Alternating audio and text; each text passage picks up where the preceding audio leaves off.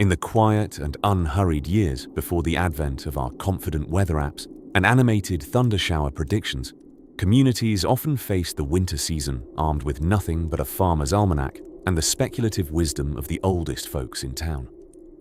They would glance skyward, seeking knowledge in the flight patterns of birds and the deepening fat of a woolly bear caterpillar, and presume they were prepared for whatever snowbound mischief Mother Nature had planned. This was a time when buttery pancake breakfast doubled as community briefings, and snowflakes didn't need to check in with a GPS to know where to land. Our tale begins in a quaint English village nestled cozily in the folds of Victorian farmland. The locals here were of practical stock, driven less by whimsy and more by the promise of prosperity through lambing seasons and millet yields. They had a weatherman of sorts, Old George, who, despite his perpetual sideline as the town's pork pie enthusiast, was widely acknowledged as the resident authority on winter prognostics. Perched on his usual stool at the yet another pub in between monumental bites, Old George would prepare his audience for the possibility of weather, between nippy and frightful, a forecast about as precise as a blindfolded archer at twilight. The winter of the grand year 1843 was to be a memorable one, and not just because it rhymed nicely with several clever ditties the local bard strung together. On a bright November morning, Old George, puffed with pride and pastries, confidently announced that the winter would be nothing short of a mild-mannered guest, breezing through the calendar more like a traveller with a keen eye for the next train schedule than a house guest unpacking in the foyer. He was, however, catastrophically wrong. It started with a few small surprises, like snowflakes the size of saucers and gusts that seemed to express the world's latent grievances. The kind of wind, mind you, that requires any person to hold tightly to their hat and dignity. Pretty soon the snowflakes conspired into snowdrifts, turning the once industrious village into a realm no less mystical than Narnia itself, minus the talking fauna and leonine wisdom. Caught in the unexpected white spell, the townsfolk found themselves engaging in frantic activities, mostly reserved for dreams or the most determined of yogic practices. There were desperate impromptu contests of sledding when no slopes existed, the smooth surfaces of rooftops providing a fitting, if mildly dangerous, alternative.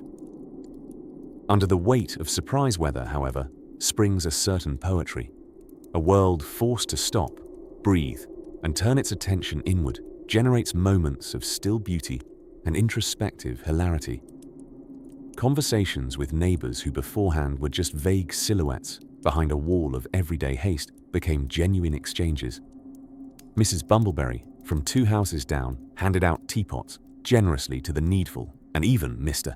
Wickleton paused his usual grumbling to shovel a path to the local grocer, a gesture so out of character it left many locals genuinely touched or utterly flabbergasted. As the frost persisted, the town's love for storytelling blossomed in the newfound downtime.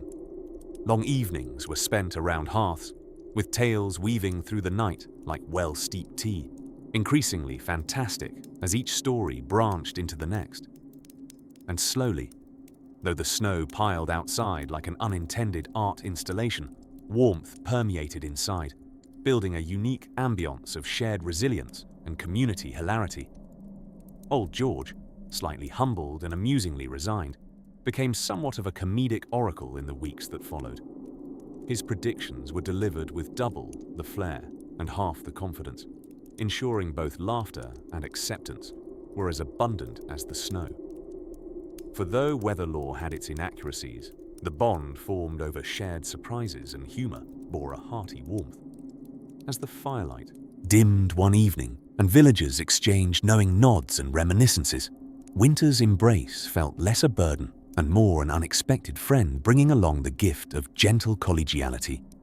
Suffice it to say, though the accuracy of winter forecasts was as wayward as a cat on a bath night, the shared human experience was infallibly on target. If these stories help you drift off, please subscribe to the channel. It would mean the world to me. And before you fully fade into dreamland, I would love to know where you're listening from and what time it is there. And so, as the embers crackled just a bit longer, the community of 1843 prepared to close its eyes with tired smiles, dreaming perhaps not of whiter or milder forecasts, but of laughter and companionship firm in the storm's grip. Amid the swirling mists of history's forgotten footnotes, our tale drifts like a feather on a crisp winter breeze. It settles gently in the year of 1794, where we find ourselves in the bustling city of London. Imagine for a moment a city alight with the spark of the Enlightenment, but shrouded by a fog so thick you'd need a lighthouse just to find the bakery down the street. No smartphones or clever riddles from digital assistants to give them a heads up on the weather. Instead, they relied on the trusty, if not terribly trusty, natural signs and neighborly gossip. Now entering the stage is an eager enthusiast of meteorology, one Vice Admiral Robert Fitzroy, yet long before his time. Our imaginary Fitzroy of the late 18th century would have likely been a firm believer in the so-called weather-wise advice of his elders. Consider the humble seaweed hung outside the cottage door as a natural meteorological marvel. When wet, rain was assuredly foretold, and when dry, one might gamble without an umbrella. Remarkably, it also held about as much accuracy as the classic coin flip. A stroll down the frosty cobblestones would offer other clues. A red sky at night might have been a poet's delight. But to a worried father shepherding his family's flock, it was nothing short of an emotional roller coaster. He'd inspect the woolly clouds as if they were the pages of an epic saga, praying they'd woven a chapter of fair weather. But come morning, the dragon of a bitter north wind would often cut those hopes short, transforming pleasant predictions into an icy, unexpected twist. Meanwhile, a casual stop at the local marketplace might introduce an enterprising vendor touting Clementine the cow, famed for predicting snowstorms based on her refusal to leave the pen, a talent altogether more impressive were it not for her consistent reluctance on even the driest of days. Ah yes, Clementine, the bovine forecasting wonder. One could always count on her to never let a cloud or 30 ruffle the peace of her orderly cud-chewing routine. In a charming yet tongue-in-cheek societal performance, esteemed and scholarly gentlemen in gentlemanly hats might gather in taverns, spreading their own brand of meteorological merriment. One might speculate that when Horace mentioned the king's weather, it was, perhaps, in reference to a day when the ale poured more predictably than the rain. With drams in one hand and their life's musings in the other, conversations would swerve into raucous territory. The credence they lent to the appearance of the moon's ring, or the whisperings of the wind through the pines, must have made each pewter tankard an oracle in its own right. But the most notorious failure of all turned something far grander than any flash or drizzle. It sculpted communities, molding ancient cities with sheets of unrelenting frost. The Thames River, the very lifeblood of the capital, performed a show-stopping role in what would later be dubbed the Frost Fairs. Inspired perhaps by cosmic jesters, nature turned the river into a frigid fairground, a temporary carnival complete with booths and entertainments extravagantly sprawled across the ice. Merchants hawked hot spiced wine and roasted chestnuts, and had it not been for occasional historic reminders, like, say, the entire collapse of said ice, the spectacle would have been the stuff of legends with lesser consequences. At the heart of it all, Londoners rediscovered their warmth through shared laughter, mocking the forecasts gone awry as heartily as they cherished the good company of their neighbours. The mighty Thames may have temporarily stood as a frosty monument to all that remained unpredictable, but ultimately it underscored the resilience of people bound by humour and survival.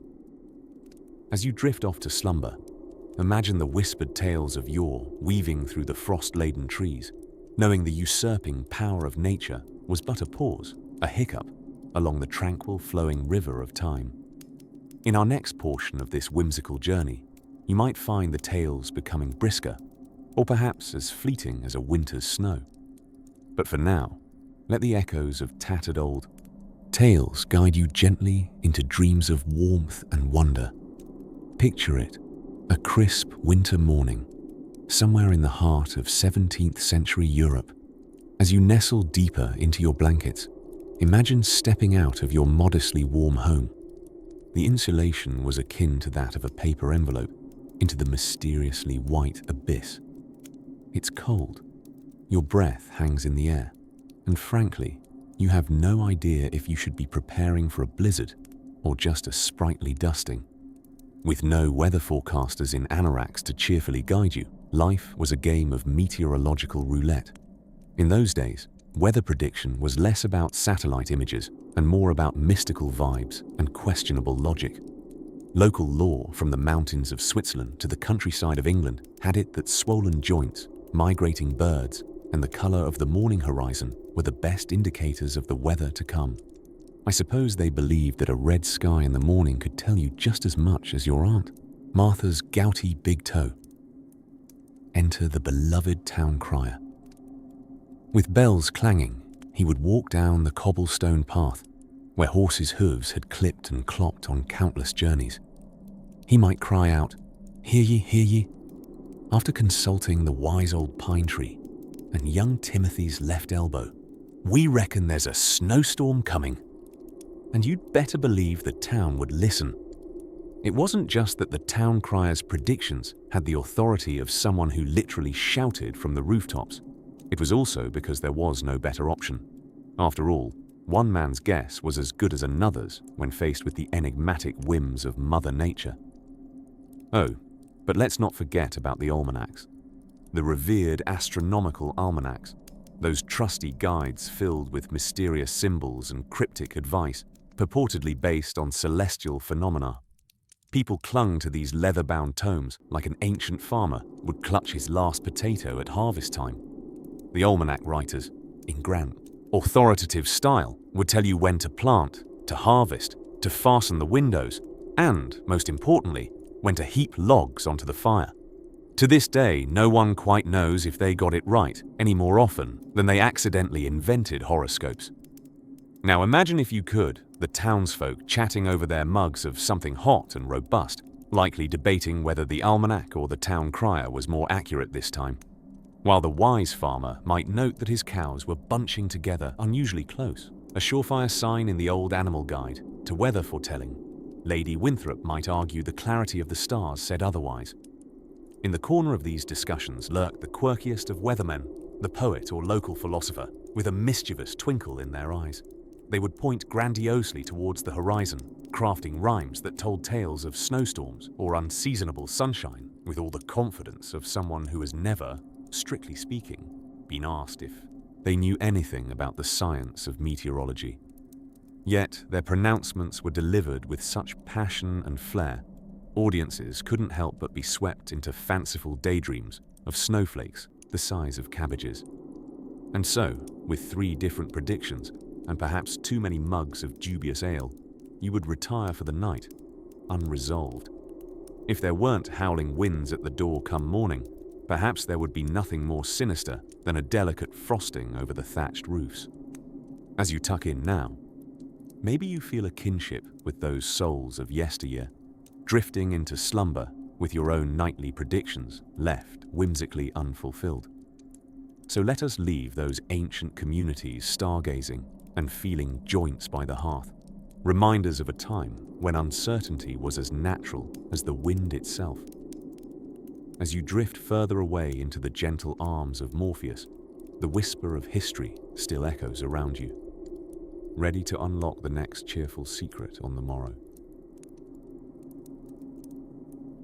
In the year 1816, as the folks of New England traded gossip over their picket fences, their chatter was punctuated by a perplexing meteorological peculiarity: snow in June. Yes, dear listener, the fabled Year Without a Summer, which now sounds like the title of an overly dramatic romance novel, was upon them.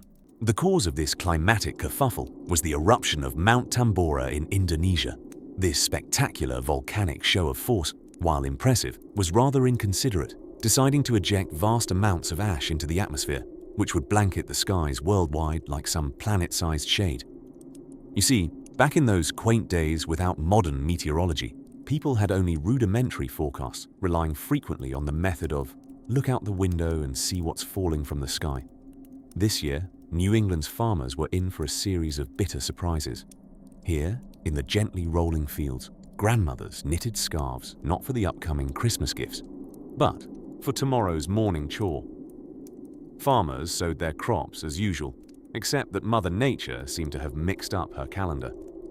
Jack Frost had become the guest who rudely overstayed his welcome, tossing frosty confetti across the crops, as if celebrating a winter no one invited.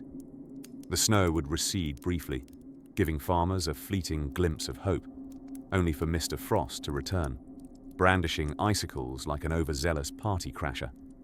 The crops played a sad game of now you see us, now you don't, with most failing to make it to harvest supper. Of course, newspapers of the day wouldn't report such unseemly occurrences with eloquence or urgency. Headlines read things like unseasonable chill, as if weather had only mildly misplaced its keys, instead of sending the whole climate off on a wild goose chase. Meanwhile, in nearby Boston, the locals had taken to eking out warmth from whatever sources they could muster.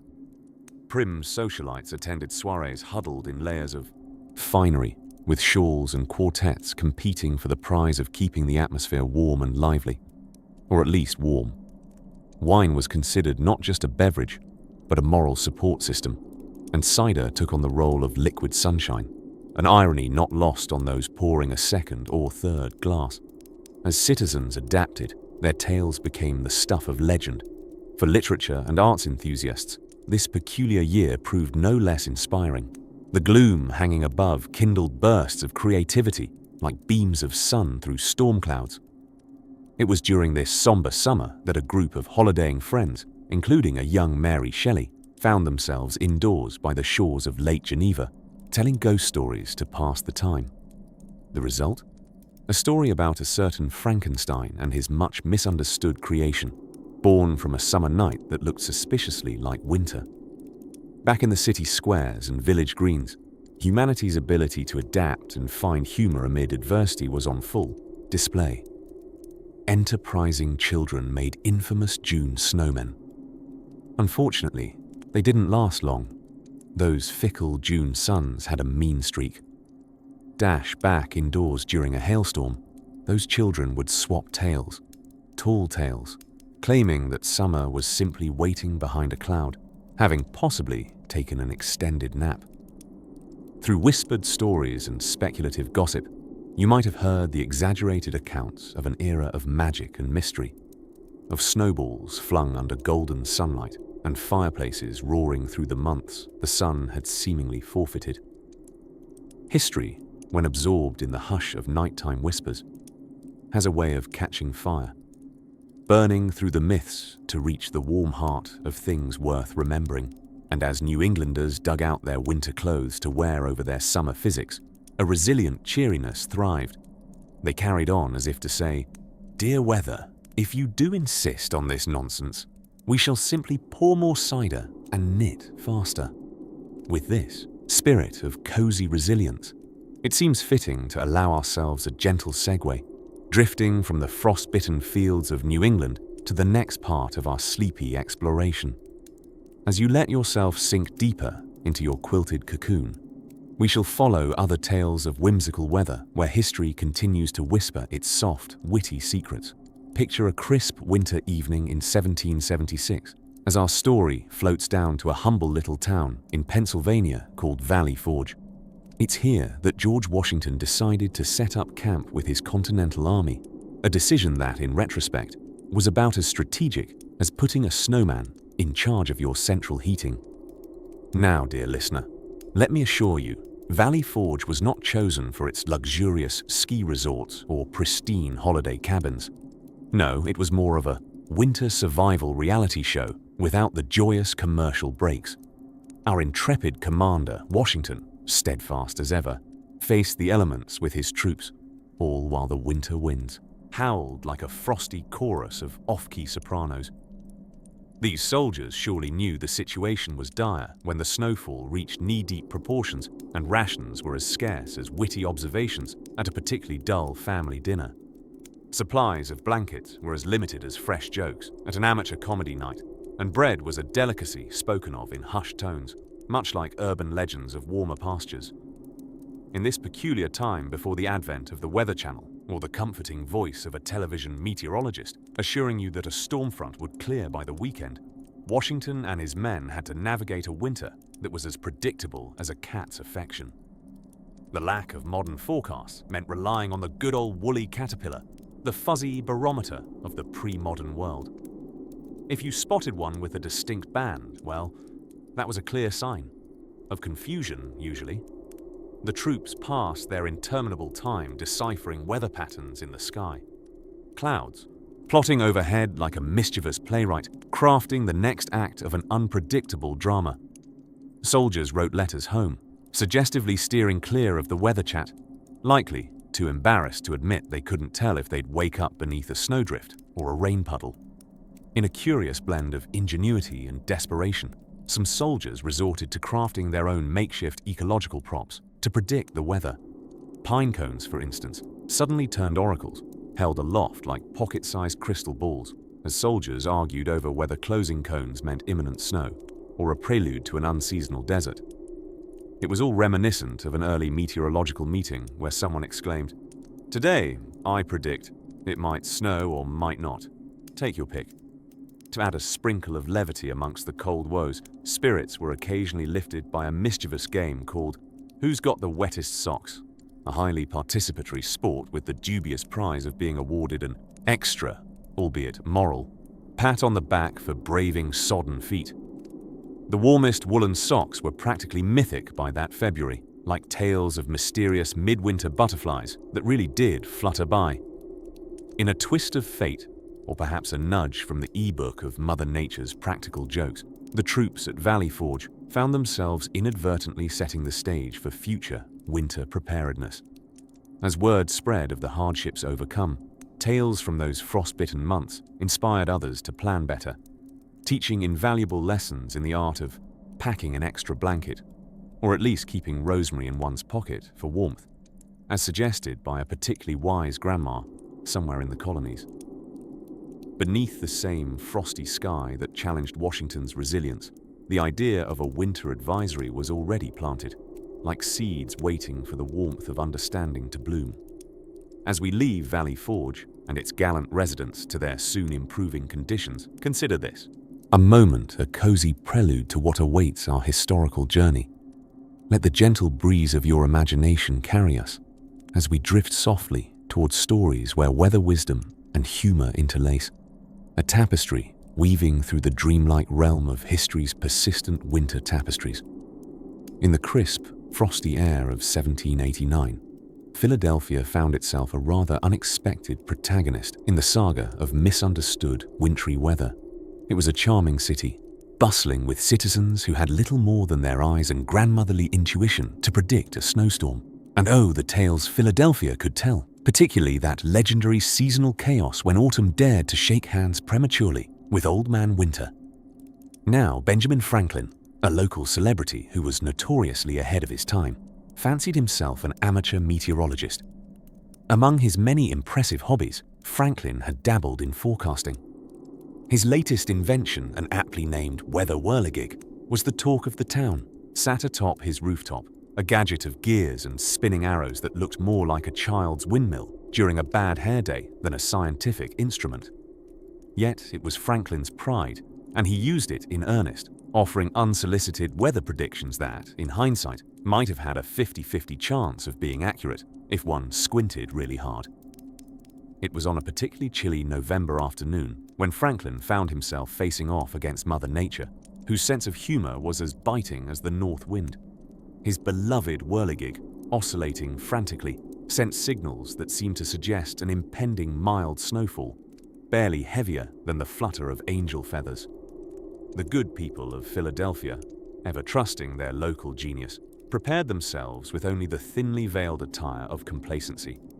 Thus, when a blizzard swooped down upon them like a flock of unruly geese, the city was caught stammering in the foot-deep snow, which piled itself with a persistence that was both impressive and inconvenient.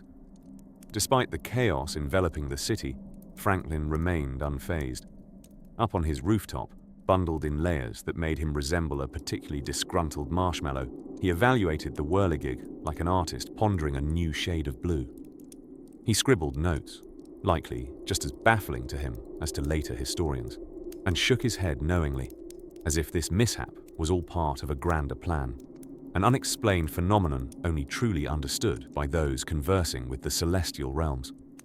Meanwhile, the citizens of Philadelphia had their own exchange of discourse, mostly involving shingles blown from rooftops and the comically tragic attempts at clearing pathways with brooms better suited for sweeping up autumn leaves.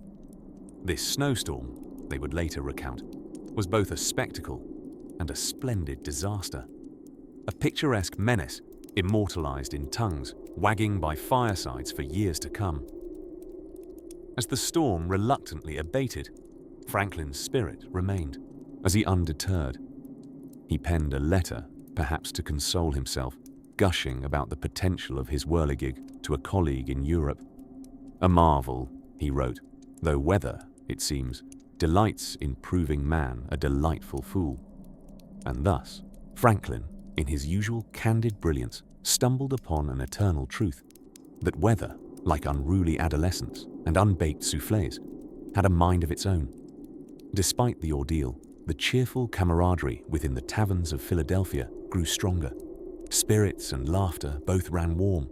Under blankets of comforting armchairs, dwellers of the city recounted with mirth the useless fortune-telling attributes of Franklin's whirligig. It became a tale of brave misadventure, the failures of which were collected fondly for amusement, rather like families gathering pecan pies with slightly burnt crusts, forever imperfect, but cherished all the same. And as the embers of this snowy chapter glowed gently, the city began to drift toward slumber. There, grievances buried beneath freshly fallen snowflakes, while the sun set softly in shimmers of pink and gold, knowing deeply that soon enough another tale would unfold, as the whims of weather continued spinning their yarn of rustic uncertainties. Gently, dear listener, reap this gentle boon of reflection, readying your ears for whispers of the next tale, a tale brimming with the quiet revolutions of yesteryears, preparing to be spun on gentle breezes, like a leaf curled up in a story, just waiting to be told. As we drift into another chapter of our nocturnal expedition, let us wander into the snow-fluffed streets of London in the year 1684, a time when the Thames froze over with such solidity that it invited frost fares upon its icy back. Picture this: cobblestone streets concealed beneath thick cloaks of snow, while rodents dreamily plot their takeover from the warm, forgotten crannies inside fireplaces. In those days, winter was an artist painting the city white, only without any consideration for frostbite. The Frost Fair of 1684, in particular, was a testament to human resilience and a complete failure in weather forecasting, if such a concept even existed back then. If you could cast your mind's eye carefully, you might see a bustling scene of merriment laid out upon the river, as if Jack Frost himself had invited people to frolic upon his wintry canvas. To the Londoners, this wasn't merely a strange seasonal exhibition, but a market alfresco, albeit one that flirted precariously with hypothermia. As the wind howled its chorus, merchants erected stalls, daringly playing a game against time in hopes that the river's icy spine would hold long enough to sell their wares. They hawked gingerbread, candles, and robustly questionable remedies for the common cold, all while hoping that their customers wouldn't become more solidly frozen than their wares.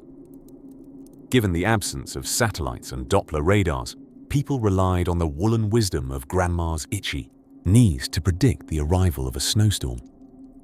But in 1684, even the oracles of arthritic discomfort failed to foresee the tenacity of that winter.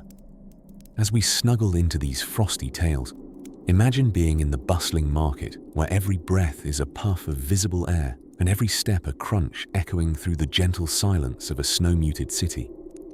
What London lacked in weather advisory, it made up for in stoic endurance and a delightful capacity for improvisation. Everything about the Frost Fair was a testimony to human ingenuity. Ox roasting over open fires wafted meaty aromas that competed with the smell of roasted chestnuts, which in turn tempted an overzealous bear from the Tower of London Zoo to escape for a snack. Yes, you heard that right. A bear, courageously crossing from captivity to feast, found itself an accidental celebrity amidst the snow. Of course, physicians of the day offered quaint remedies to offset the chill. Think warm concoctions of spicy mulled wine, sure to thaw both icy toes and any inhibitions one might have about dancing awkwardly near a dangerously crackling fire. Psychiatry would have had a field day if only they'd spared a thought for the mental dexterity required to pretend you weren't slowly turning into a popsicle. But if you were on the ice, dancing giddily around a brazier, it wasn't that madness had gripped you. It was the charming muse of midwinter mischief. All manner of entertainments unfurled like winter blooms, with skaters cutting elegant scrolls upon the snow-glazed surface. There were peculiar contests of strength involving men and bears, debates over which party was truly better at hibernating, though curiously, the bears never seemed to lose. Part of the entertainment, no one could deny, was watching who would slip first in their unfashionably slippery boots, as daylight would vanish into a velvet dusk, illuminated by lanterns that threw flickering shadows onto the snow. Whispers of Roman and Norse gods could almost be heard, chuckling from above at the spectacle below. It was a time when uncertainty swirled in the air like snowflakes, yet the people's spirit shone so brightly, one could almost bottle it and pass it as the first energy drink, perhaps with a side effect of reluctant winter napping. So as you snuggle further into your blankets, know this: winter has always been both an adversary and a wonderful excuse for humans to laugh in the face of its chill. Alas, our temporal journey continues, preparing now to whisk you towards the crooked alleys of Edinburgh, where another dazzling performance of mankind versus meteorology awaits. Ah, the 19th century. A time of corsets, candlelight, and quite rudimentary weather predictions. Imagine a world where your best bet for a winter forecast relied not on modern technology, but rather on a neighbor's uncle who once guessed a snowstorm correctly back in 1824. Indeed, such was life before the advent of meteorological marvels. And in our slumberous tale this evening, we gaze upon a particularly illustrious instance of forecasting folly that unfolded in the year 1835 in the quaint little town of Bumblefordshire.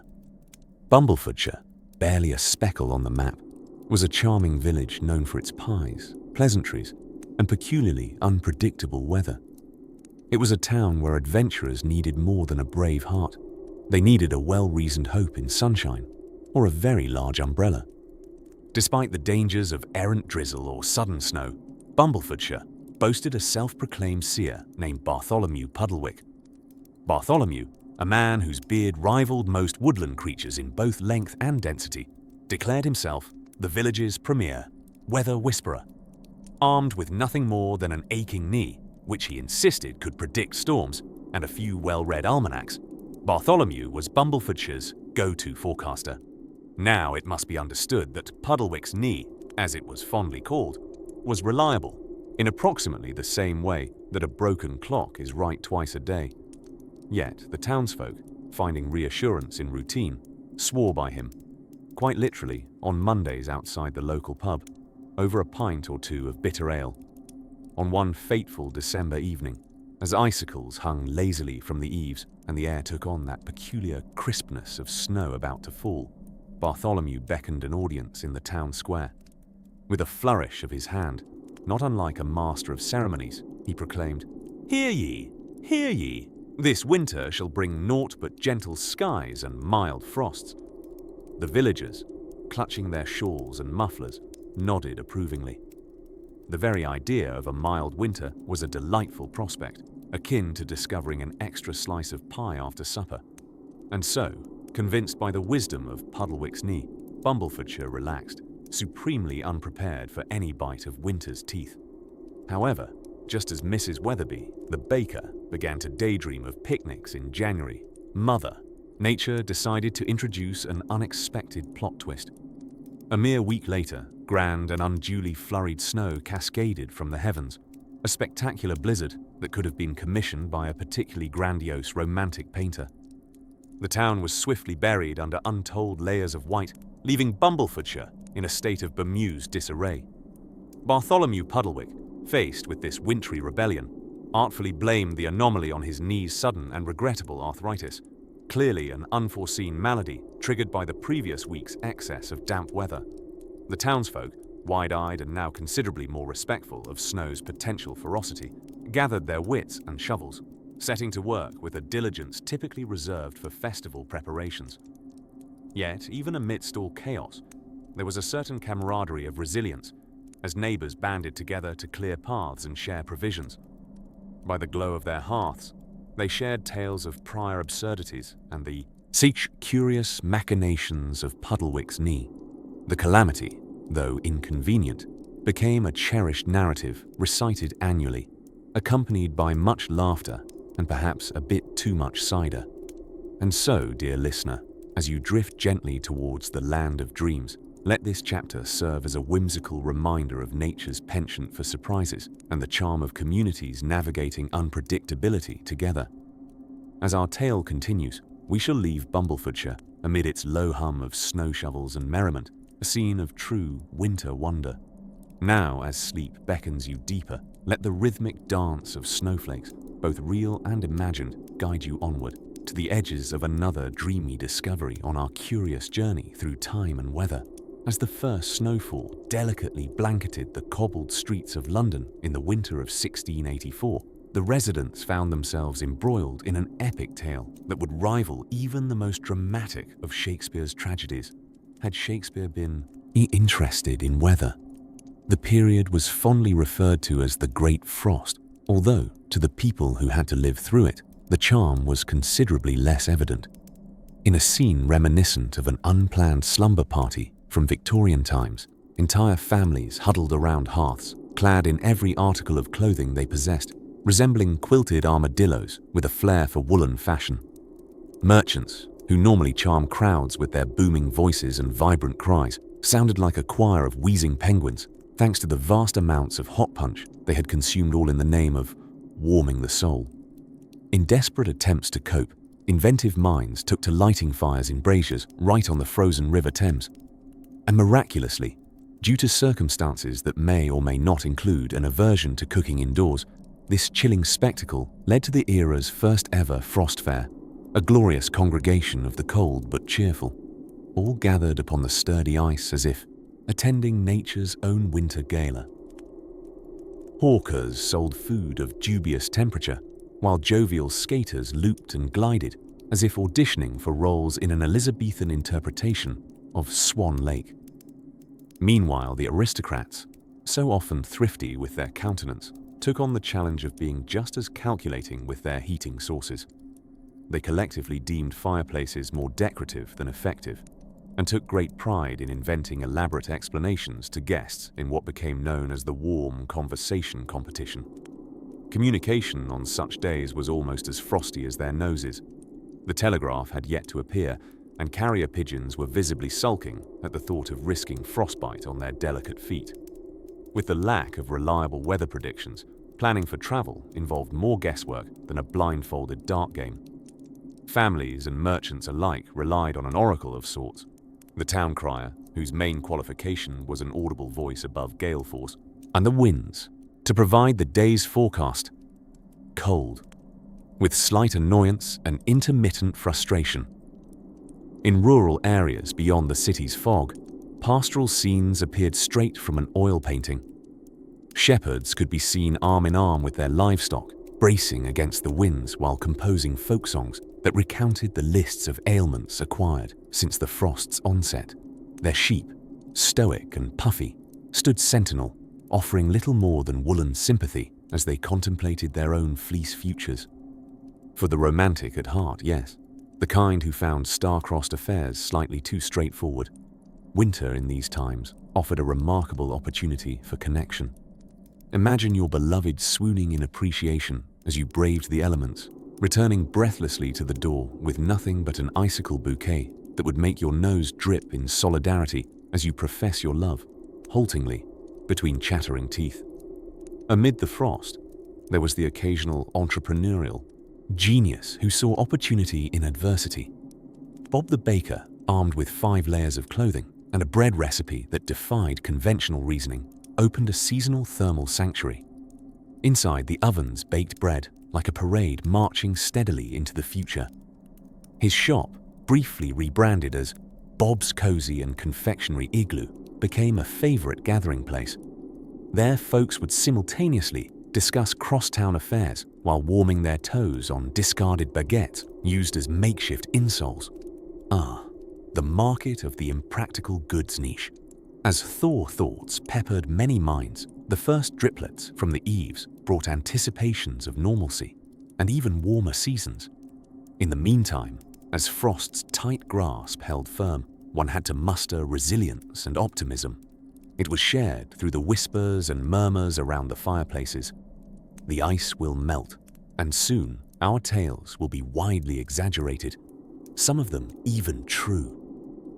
With a gentle shift, the focus away from the fraught antics of past winters, we drift toward a moment when cities began dreaming of harnessing reliable timekeepers and knowing at last what tomorrow might bring. As the snowflakes drifted ever so softly from the vast heavens above, descending like the world's most whimsical of celestial dandruff, our attention turns to a city of yore, one tucked within the bracing embrace of a particularly potent winter. Yes, dear listener, cast your mind back to the year of 1816, otherwise known as the Year Without a Summer. A year that brought such a frosty state of affairs that it has ever since been starkly engraved in the pages of climatological crankiness. Now, imagine for a moment a city like Vienna, soothed by its symphonies but startled by the cold creeping through its cobblestones.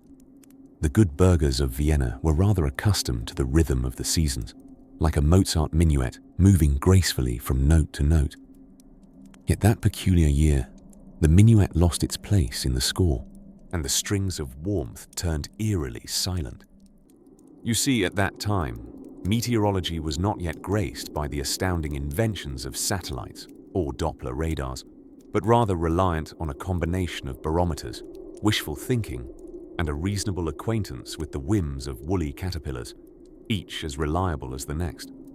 These poor prognosticators struggled to comprehend the peculiar conditions as the atmosphere, secretly crafting its icy symphony, stretched winter far beyond its usual coda. What an enigma! And so it was, when the sound of unexpected, icy gusts danced through the streets. Merchants quickly devised plans to part the people from their florins. In bustling markets, portable stoves became the season's hottest commodity, and knitters across the city wove at lightning speeds, creating layers of comfort and warmth from wool. Shawls, socks, and knitted caps found themselves splendid company on every citizen, from fishmonger to aristocrat, all equally, wide-eyed under the billowing snow. If history teaches us anything, it's that the greatest disaster and delight often lay in community. In response to the persistent chill, Viennese families huddled together, packed like snug sardines around the heart of their homes, a lively hearth. As the flames flickered, tales unfurled. Stories were swapped, some robustly factual, others as exaggerated as a fisherman's catch, and laughter danced through the warm literacy of lore. Vienna's cafes blossomed into refuges of camaraderie, where locals took solace in the magnificent aroma of roasted coffee beans, stirring away their chills with song, gossip, and cups of liquid sunshine. In these abyssal winters, it is said that strangers became fast friends, bonded by warmth and the shared disbelief over the length of winter's symphony. Much like all heroic tales, this saga had its folklore embellishments. Poets of the era blustered on about the great sun itself being kidnapped and held hostage by a nefarious clan of winter sprites. Perhaps they were simply reciting such to keep their spirits, and some spirits, uplifted. There they were, a city unified under layers of blankets and blissful ignorance, where ignorance is only blissful until your toes freeze.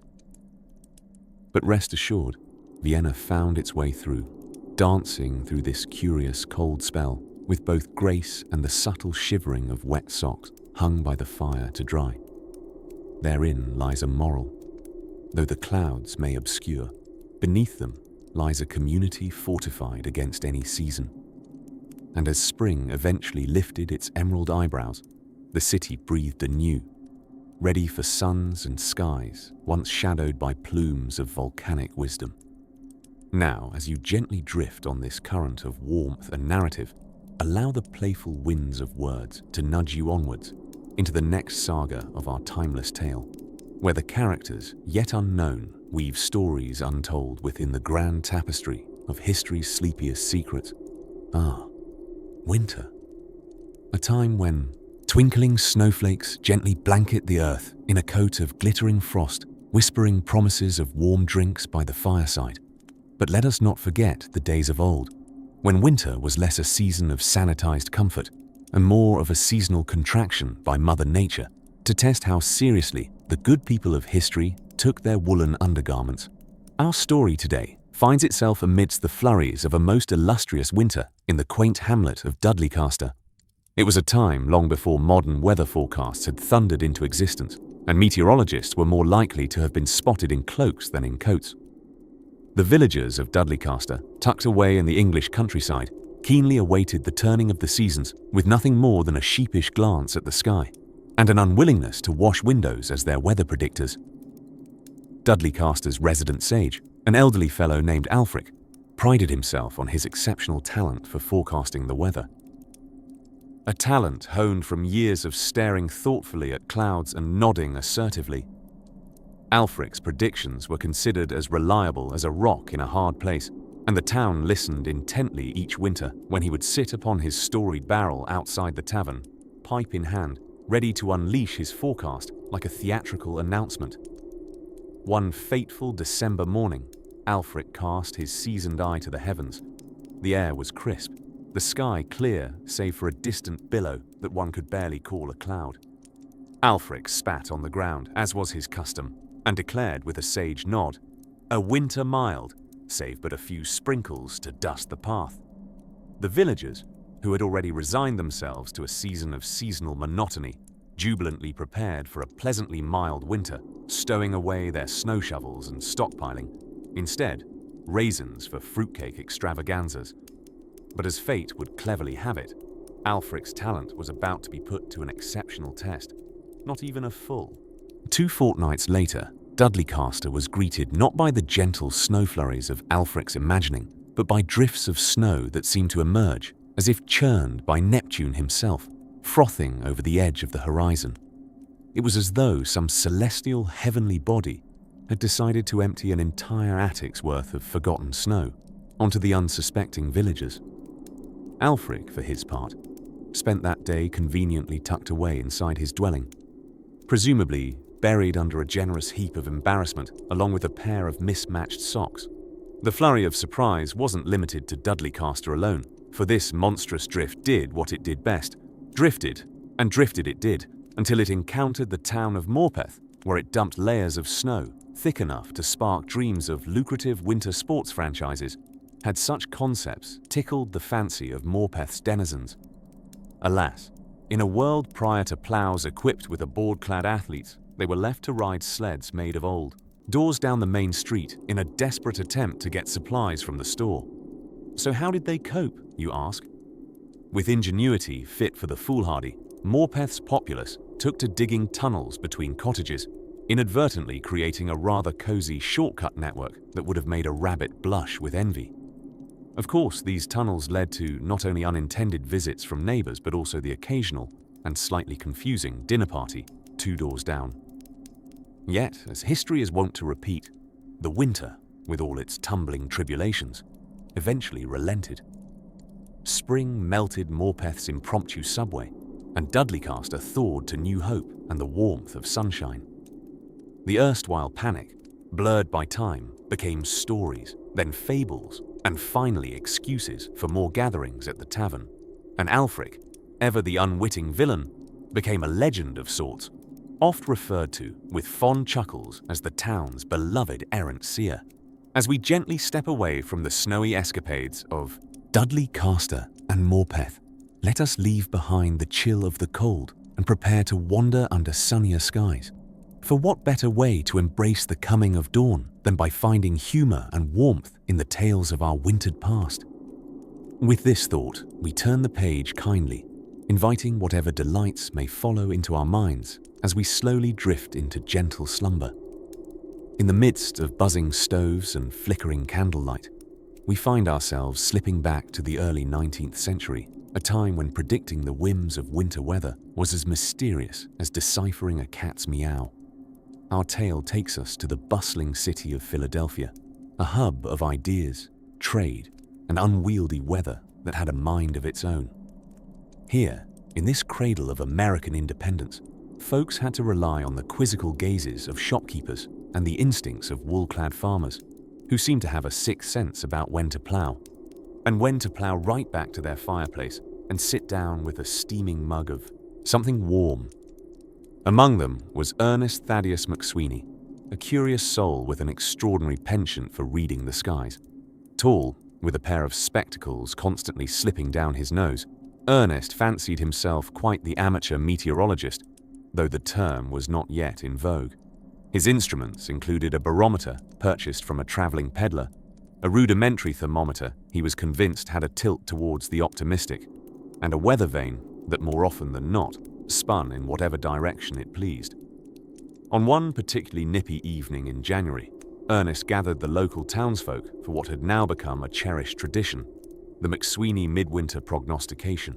Candles flickered in agreement as the townsfolk filed into the public house, more for the promise of company and the allure of heated debate than for the accuracy of Ernest's predictions. To be fair, his last 3 forecasts had inadvertently led the town to a summer picnic in the midst of a blizzard. With a dramatic clearing of his throat that begged for a sip of libation, Ernest commenced. "Ladies and gentlemen, I dare say the barometer's drop is as swift as a falcon after a hare. Much snow is coming, or so I believe, very much indeed." As his words settled, a murmur, as warm as the mulled cider being served, rippled through the assembly.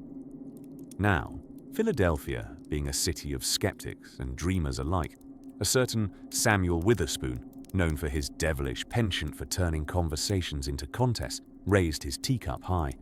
"Ernest, dear fellow, your forecasts would do well in the theatre. They seem neither here nor there, much like my uncle's horse." Undeterred, Ernest opened his trusty notebook, filled with scribbles that others considered nonsense, but he valued as much as a king might treasure his crown jewels. "Ah, but dear Samuel," he countered, eyes twinkling with a mischief of their own, "the patterns tell a tale deeper than any horse's trot. While the cold winds may blow, we need only trust in the cycles, for with great snow comes even greater appreciation of staying indoors, and perhaps a bit more cider." The townsfolk laughed, a gentle merriment that echoed through the rafters and into the cold winter night. As the evening grew cozier, the candles leaned as if listening, and the fireplace performed its comforting rhythm, crackling and popping like an applauding audience. Despite the levity, Ernest's forecast, the inspiration, as it may have seemed, came not from the instruments, but from an attentive reading of other cues. Reports murmured around the city of lakes freezing hard enough for skates, of birds flying south so hurriedly they left behind a tempest of feathers. These observations were his secrets, faithfully observed over years of meditative contemplation. Could it be true that nature writes notes, and those notes become the ballad of winter? As the gathering commenced to die down, a softness settled over the room. The townsfolk, warm and duly entertained, began to drift homeward under a sky that seemed indeed to darken with promise. Ernest stayed back, pondering, his eyes reflecting the fire's dance. If a snowstorm should arrive, as he predicted with an urgency found typically in his missives to dubious distant cousins, then tomorrow the streets would be blanketed, silent beneath a serenade of snow. And so, dear listener, as you nestle into your own dreams, imagine yourself under those starry Philadelphia skies, the charm of history whispering around you, nudging you forward into the gentle arms of Chapter 13, where more mysteries unfold like snowflakes against a lantern's glow. As our dream ship sails through time, we alight upon the frosty streets of London during the Little Ice Age, a period when Jack Frost seemed to have taken a permanent winter vacation across Europe. Picture it now, the Thames River, not just a sluggish ribbon slicing through the city, but transformed into nature's very own ice skating rink. Yes, for those intrepid enough to brave its icy grasp, festivities known as frost fairs would occasionally erupt upon the frozen waterway. Imagine venturing out onto this great slab of ice to enjoy spectacles quite like a wintertime circus. There were roasted chestnuts to be had, and mulled wines to warm chilly fingers. Jugglers tossed flaming torches into the slaty sky, while elegantly dressed gentry decided it was a proper time to test their sense of adventure and balance on makeshift ice skates. And for the more daring, a rather thrill-seeking game called Throwing of the Fox was played, wherein a stuffed fox was mercilessly tossed about by icy revelers. One could muse that it was the winter sports version of dodgeball, but with more pretend wildlife and less logical sense. Despite the atmosphere of merriment, these joyous frost fairs masked a more troublesome truth. You see, predicting winter weather during this period, akin to magic or alchemy, lacked any modern scientific precision. The decision of when one could safely set up stalls and spin tales on the Thames often relied upon little more than communal intuition and perhaps a whimsical toss of the dice, a veritable gamble with nature, as it were. While most people of the time relied heavily on local folklore and farmers' almanacs for winter advisories, both were notorious for their rather fluid relationship with accuracy. Astrological signs, woolly caterpillars, and the behavior of squirrels seemed as good as science to them. If squirrels buried scarce food before the frost hit, winter was bound to be a monstrous beast. If they partied with reckless abandon, perhaps it was time to prepare for a mild spell.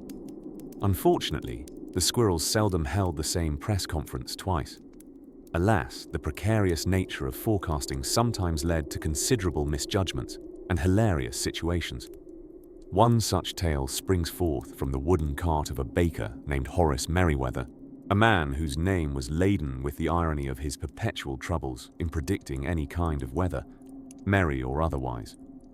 One winter, bolstered by the cheerful antics of romping squirrels and entirely overeager to catch the fair crowd, Horace set up his pastry stall right on the ice. He covered his cart with brightly coloured awnings, each tug taut by the stark winter breezes. He confidently declared the safety of the fair upon the frigid Thames. Much to his chagrin, the river decided unexpectedly to reclaim its liquid form just after Horace had finished arranging his wares. As the ice began to groan its grim warnings, other vendors hastily bundled their belongings and retreated to terra firma. But our dear, stubborn Horace, clasping to optimism as one might a particularly flaky croissant, insisted on staying until a small wave unceremoniously baptized his best batch of biscuits. It's said that onlookers had to suppress a certain symphony of amusement whilst lending a hand to hoist both baker and buns to safety. Horace's misunderstanding with the river served as a lesson for many. The practical outcome was to consult more squirrels, or perhaps invest in warmer jackets before engaging with the capricious elements. In today's world of satellite technology, bomb cyclones and reliable weather alerts pinging onto our handheld devices, it's comforting to know that meteorological uncertainty once thrived as an artful dance between intuition and folly. So as you lie back, letting sleep gently clutch at your limbs, picture yourself gliding across the frost-touched Thames, throwing a fanciful stuffed fox, and pondering the curious wisdom shared by vendors and animals alike.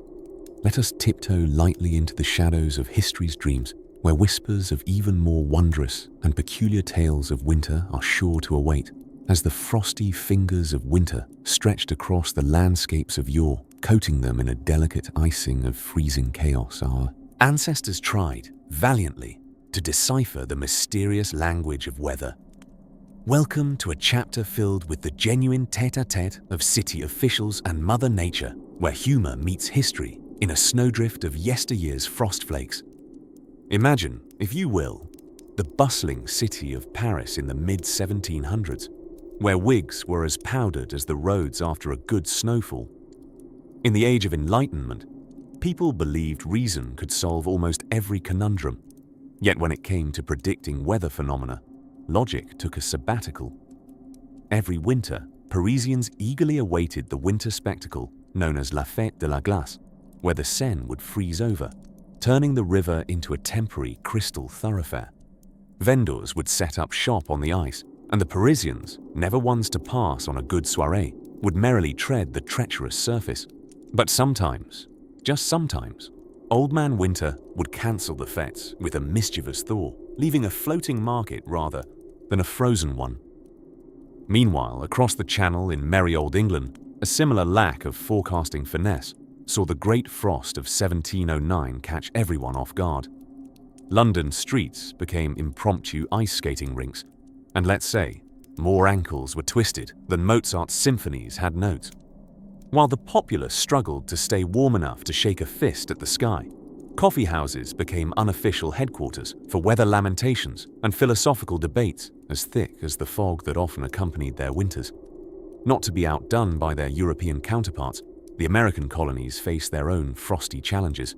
The winter of 1780 was less a season and more an annual festival of frostbite, decorated with charming ice spectacles, such as New York's harbor freezing solid.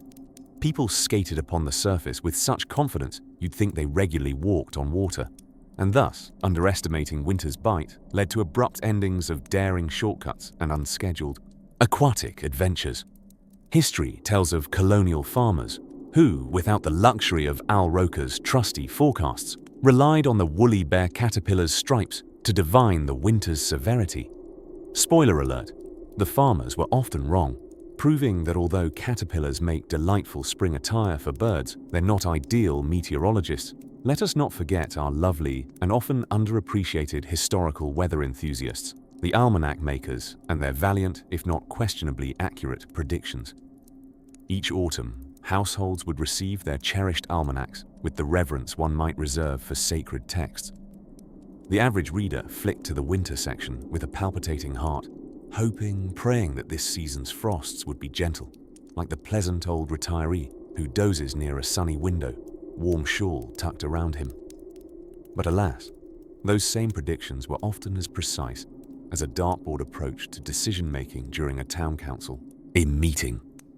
In the sleepy hamlet of Didcot, England, during yet another winter, the esteemed Reverend Unwin and his slightly less esteemed weather vane became the town's touchstone for atmospheric advice. His predictions, mainly in rhyme and never timely, were as much a delightful winter tradition as roasting chestnuts over open fires. And so, with winter whims ruling far and wide across continents, cities and countrysides alike, one cannot help but conclude that it was precisely this unpredictability that etched winters past into the tapestry of our shared history, with stories as enduring as the chill that spawned them. As the warmth of your blankets envelops you, drifting like a gentle snow over your senses, close your eyes and imagine a time where the winter's tales were handed down, swathed in exaggeration, triumph, and a little bit of frost-nipped noses. Embrace the brilliance of the past's delightful missteps and misadventures under the tender cloak of sleep, as we meander softly into the depths of tales yet untold. As the smoke cleared from the chimneys of bustling cities in 18th century Europe, a peculiar ritual unfolded every winter, a theatrical production in which whole communities transformed into impromptu meteorologists, gauging the clouds with nothing more than hopeful glances and a good supply of old wives' tales. In those days, winter weather advisories were as reliable as a fortune teller down a dark alley at midnight, but with even better guessing skills. Take London, for example, where every wintry flurry set off a cascade of contradictory predictions, each more fantastical than the last. Citizens, huddled in their wool capes and peering through fog-smeared window panes, would consult the most learned of weather wizards, the local variety shop owner. What did they know of the weather, you might ask? About as much as your average cat, frankly. But armed with an eye for the sky and a cunning sense of business, these shopkeepers would proclaim with feigned authority, "If the chimney smoke drifts west, prepare your socks for wet." In fact, the era's most distinguished weather-related accusations often came about not from science or observation, but from a book, a certain perennial bestseller known as the Almanac of Fanciful Fabrications and Other Half-Truths. Never mind its knack for factual liberties, its pages turned reliably sticky with use and abuse. Here, dear listeners, one might find the sage advice that should a bull in the nearby pasture snort thrice while facing north on an odd Tuesday, a snowstorm was nigh. Of course, relying on a bovine prophet was almost as effective as training a squirrel to do your taxes. But a little bit of whimsy goes a long way in a deadlock winter. Meanwhile, across the English Channel in France, another winter fugue played out, painted by rosy parishioners, and a somewhat neurotic love for celestial misinterpretations. The stained glass prophets of the time, those noble weather vanes atop the churches, spun more tales than they did direction in the blustery winds. It was a pattern of chaos that Parisian peasants affectionately referred to as dancing with destiny while finding one's hat. Surrounded by the mystique of history and baguettes, the French found humor and hope in the absurdity of predicting snowfall through a monsieur's moustache lengthening by a millimeter overnight. And then there was the quintessential winter epicenter of chaos, the bustling ports of Amsterdam. Here, seafaring hearts were convinced of a more profound meteorological dominion, sailed winds, frozen docks, and chills that bit so hard even the mapmakers made notes. Considered merely a suggestion, the Dutch kept careful watch, not just of the skies, but of the fickle whims of their thriving canals. Every twist in their serpentine waters could mean the difference between a graceful frozen wonderland or a soggy medieval moat. The cathedrals of commerce, those iconic, the windmills, told many a tale of breezes gone awry and frost-laden mornings, all worthy of a good chuckle when exaggerated at the tavern by candlelight. Yet, as dicey as these predictions were, they served an emblematic purpose in the colder months. They were the social glue of a season, where puffy cuffs brushed together in the markets, sharing the air of a comical struggle against Jack Frost, himself prone to whimsy and unexpected visits. The absurdity and charm of it all underscore how our predecessors lived with that age-old truth. In the end, everyone was more or less in the same snowy boat, letting the magic of one-upping weathermen, self-appointed charlatans of chill, and elaborate guesses float down as gently as the snowflakes themselves. We leave this topsy-turvy tableau to meander further into the annals of haphazard history. Our next stop, let's hold hands with serendipity and glide seamlessly toward the next cozy conclave.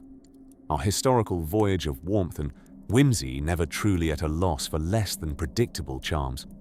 As always, there's much more tucked beyond the frosty edges of yesteryear's tomorrows, in the quiet heart of winter where snowflakes are secret whispers from the sky. We find ourselves in the winter of 1816, a year so shrouded in icy mystery that historians have audibly shivered while recounting its tales.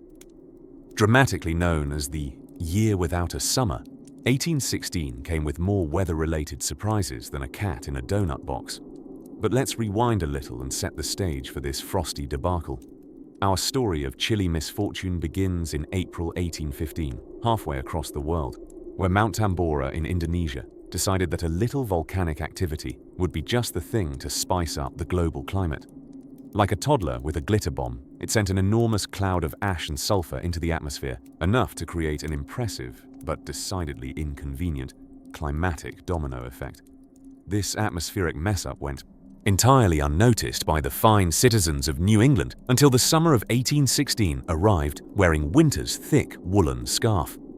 Now, it's important to note that early 19th century weather prediction methods were slightly less advanced than, say, sticking your head out of the window.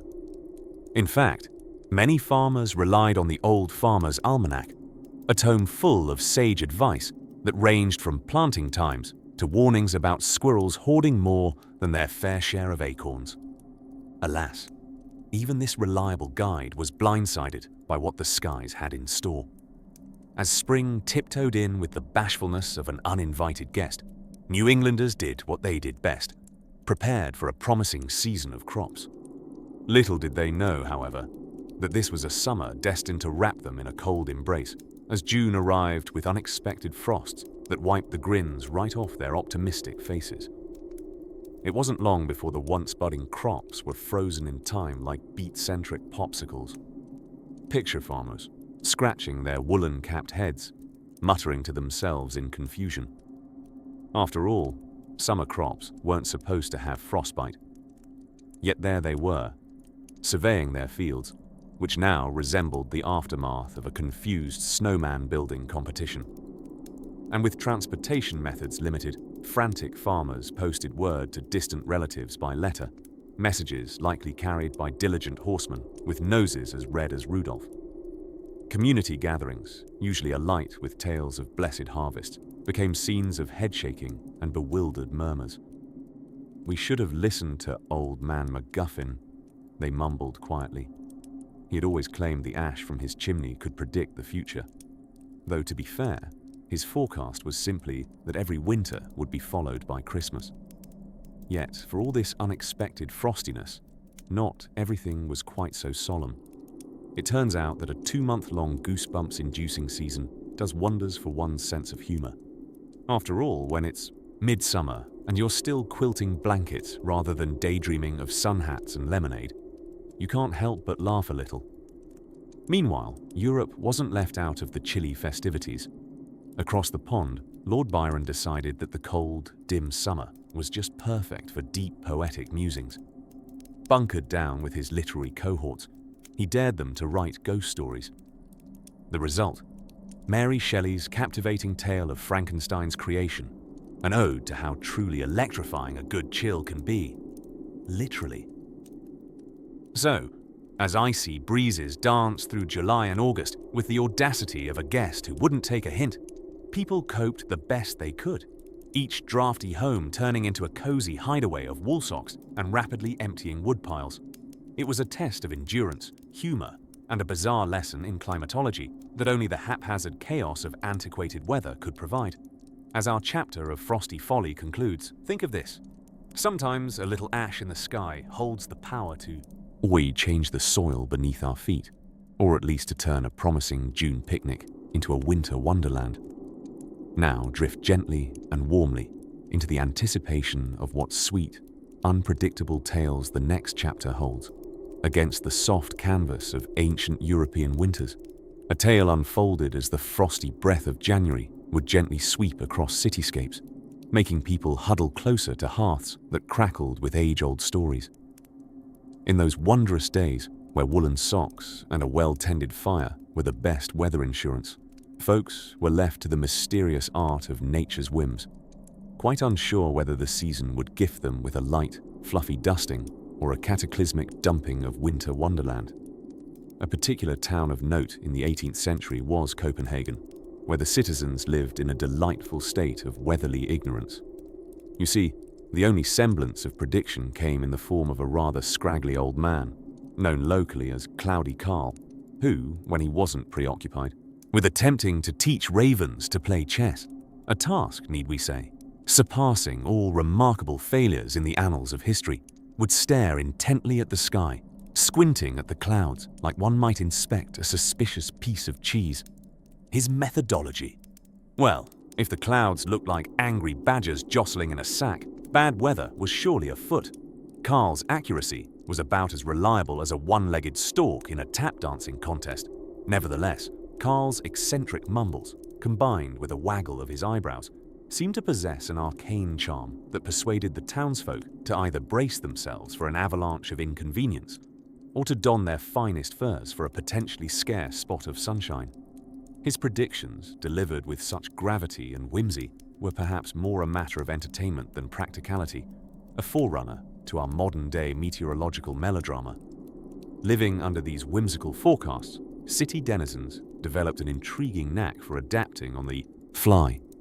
Bakers would double their bread batches pre-blizzard, while tailors would vigorously hem trousers at the first sign of warming trends. Children delighted in the unpredictability, often seeking refuge behind snowbanks larger than life, which made excuses like, "But teacher, I cannot see the school today due to nature's architectural artwork. Totally plausible. Meanwhile, across the Channel in Britain, things weren't any clearer. Londoners scoured the skies with the same fervour they approached afternoon tea. The great mockers of weather prediction, the Brits, often took to complaining about the atmospheric misery before it even hit. If it wasn't fog swirling with all the optimism of a Dickensian novel, it was rain whose sole purpose seemed to be refilling the Thames to the apparent point of overflow. Yet, in this not-so-cosy yet laughable conundrum, Bellman Town criers would strut in squares declaring, "Rain a-comin', mind your hats," even if the sky was ever so blue, invoking a collective sigh as residents reached for their untouched umbrellas anyway. And thus, in yet another quaint corner of our tale, there was Cologne with its strangely philosophical goats. Yes, you heard right. Goats, adorned with bells and celebrated widely not just for their dairy, but their apparent, or rather, the townsfolk's unshakable belief in their weather forecasting abilities. Observing which ways the goats grazed was said to be a fine determiner of oncoming weather. More perplexing than sage-like, these animals grazed east for calm and west for storms, something only the goats understood, but naturally left humans baffled and enthralled. These capricious weavings of nature's mood swings reminded humanity that much like the city's goats, sway of fog or forecast did not deter their chins facing forward. They found joy in the unknowing, humor in each misforecast, and unity in cozy tales told when, contrary to all weather predictions, the next day arrived brighter than imagined. And so, against the cold winds of uncertainty, people laughed, planned and lived, unwittingly weaving their lives into the lyrical dance of seasons. Each chapter not just written in snow, but whispered from one generation to the next. A warm story to wrap oneself in, much like a finely spun shawl of old, leaving us to ponder how amidst all, laughter remained the most reliable forecast of all. As this chapter draws to a gentle close, almost like a snowy night settling with a shush upon a sleeping town, we turn our gaze to another horizon, beckoning us to explore yet deeper secrets. Perhaps they too will share their tales with a sidelong grin before we tuck them into the annals of our dreams. Gentle listener, as we inch further back into the icy embrace of history, let's huddle close and dive into a century where woolen socks and a hearty disregard for accuracy paved the way for some of the most spectacular winter weather miscalculations ever recorded. Now, before you start thinking that the past lacked a certain meteorological competence, let's clarify. Indeed, it did. Picture a frosty morning in London's 18th century, a place where the cobblestones gleamed with the promise, or maybe the threat, of a long, endless winter season. It was a time ripe with grandeur, and also, plainly speaking, delusion wrapped in exquisite coats. Enter one Mr. Preston Figglewhistle, a self-proclaimed weather prophet whose predictions were revered as if they were straight from the heavens. He was, by all available accounts, about as accurate as tossing a coin into the River Thames. Now, you see, Figglewhistle had a rather unorthodox method for forecasting the weather. He believed that the behavior of local pigeons held the secrets of the sky. A delightful notion, certainly, but one that bore questionable accuracy. On one particularly memorable occasion, Figglewhistle declared a mild winter ahead based on a pigeon that seemed to him particularly optimistic. Alas, Londoners were found shivering under mountains of unforeseen snow shortly thereafter, cloaked not in sunny optimism, but in every available layer of clothing they could muster. You might think the citizens of yore smarted from such errors. But no. Undeterred, they embraced Figglewhistle's forecasts with optimism, much like one embraces a quirky relative at a family reunion, knowing full well chaos may ensue, but deciding the presence was worthy of affection nonetheless. His cryptic, pigeon-based predictions became a beloved ritual leading up to winter, where good humor blanketed disappointment much like snowfall itself. And oh, where did they find their humor, these forecasters of old? in excuses more creative than a snowflake pattern. If snow came unexpectedly, it was due to January's capricious nature, which surely shifted the pigeons' motives. If a storm turned an amiable stroll into an Arctic expedition, well, perhaps the pigeons were not sufficiently consulted. Though it seems puzzling today, there is a form of sleepy admiration for those brave souls who leaned into the unknown with a chuckle and a nod to celestial fowl. Drifting away from the shores of London, let us glide to the more frigid frontiers of colonial America, a landscape as unpredictable as its weather. Imagine the colonial townsfolk huddled together under low ceilings, whispering their own musings about the impending chill. Without the pigeon predecessors of Figgle Whistle, the good people of the New World turned to other, equally imaginative omens. The thickness of a squirrel's tail, or how much wool a sheep decided to carry before shearing, became the highly scientific basis for winter preparedness. Such vibrant imaginations they had. One might chuckle softly, but with a touch of envy perhaps, at such inventive interpretations of nature's signs. One fantastically memorable recording from a small New England town recounted an especially daring prediction grounded in the acorn hoarding habits of local squirrels. "A light frost," the townsfolk declared confidently, "for the squirrels are but mildly ambitious this autumn." Yet, within weeks, a blizzard blanketed their hopeful plans, turning their definitions of mild into nebulous memory encased in snow.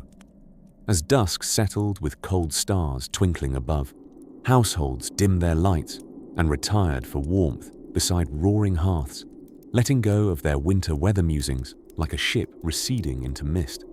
They had learned with gentle hearts to appreciate the humor of their overexcited estimations and became masters of adjusting plans, perhaps enjoying a coziness of spirit as robust as any winter garment. So, dear dreamer, let us float along to the next whisper of history, where other tales await us gently, as warm and inviting as a comforting throw on a snowy night. But for now, let the charm of bygone winters fill your imagination, gently guiding you toward a peaceful rest, ready for the dreams of chapters yet to unfold. As the crisp December chill permeated the British Isles in the winter of 1684, the local population braced themselves for a season of epic misjudgment. Little did they know, the so-called Great Frost was about to put their fortitude and sense of humor to the test.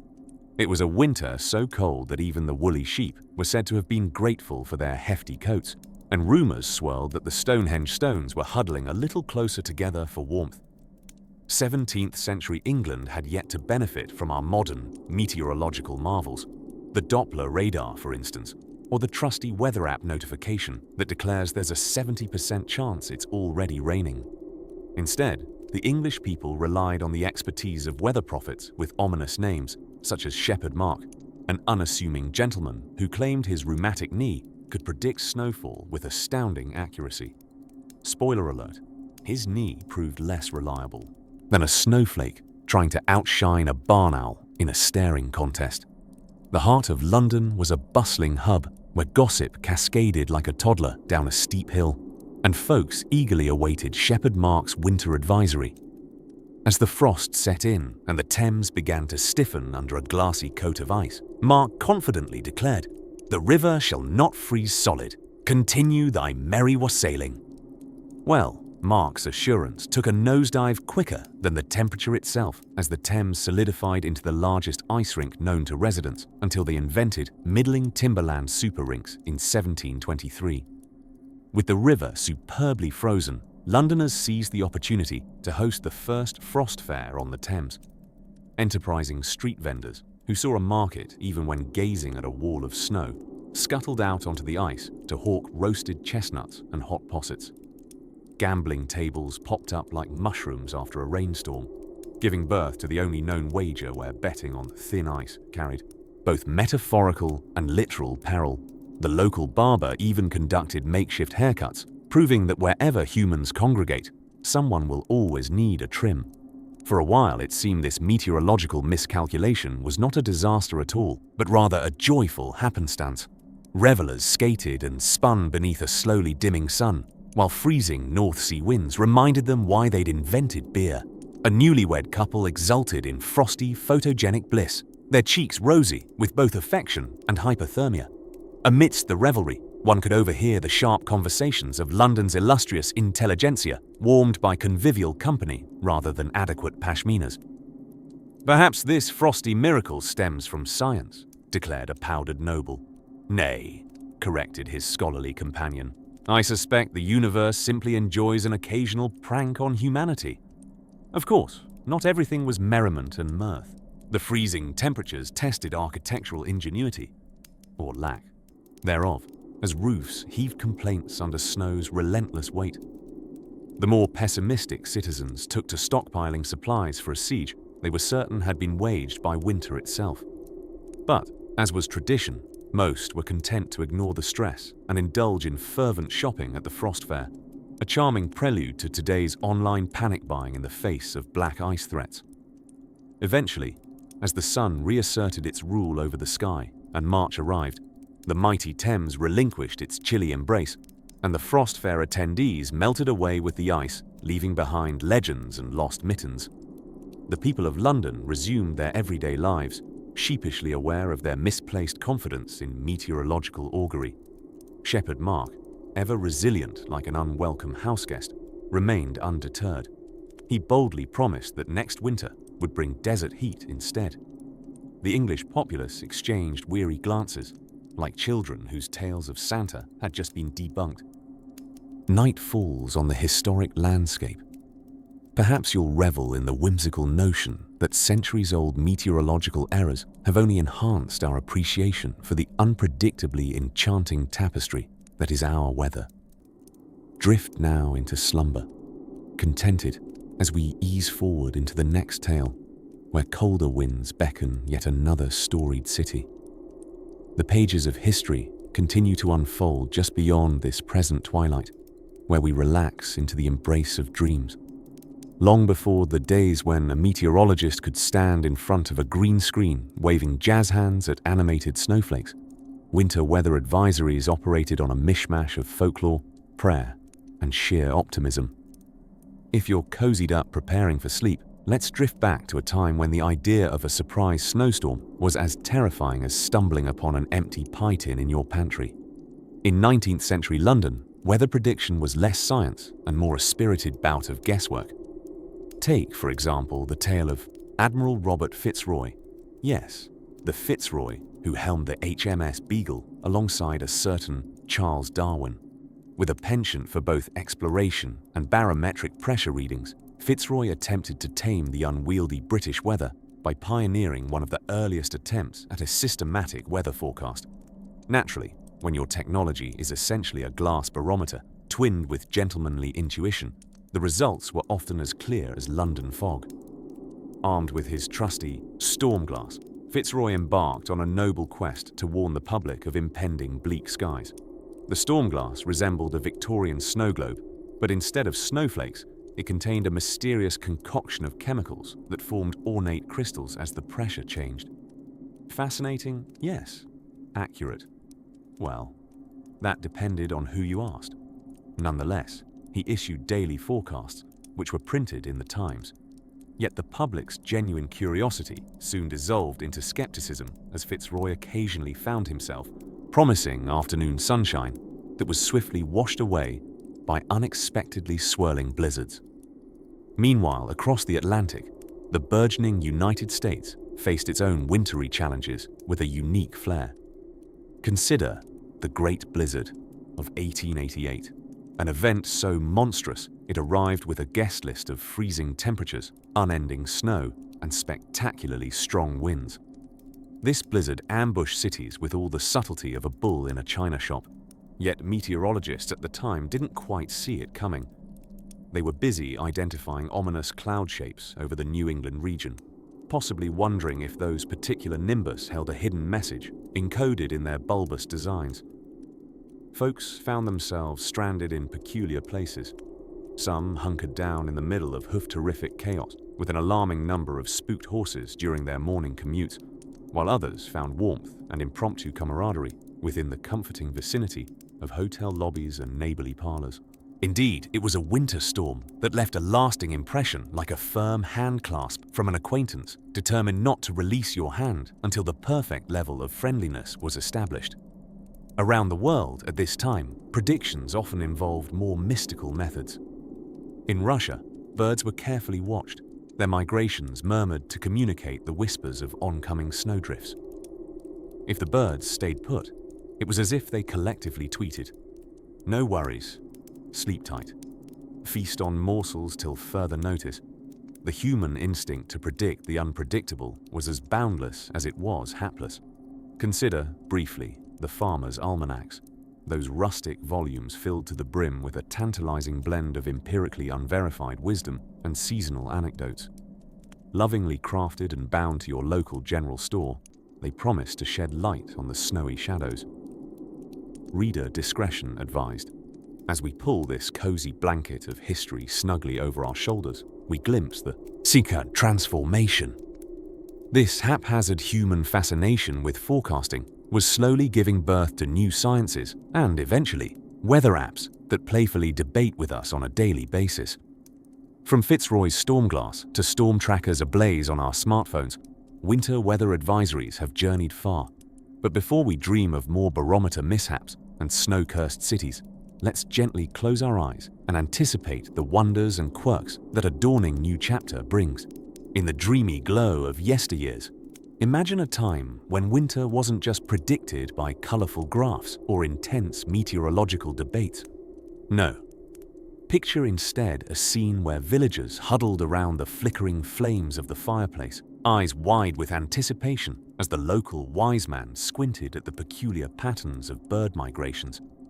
Yes, it was a time when feathered friends and frosty breezes teamed up to play the world's earliest version of Guess the Winter Weather.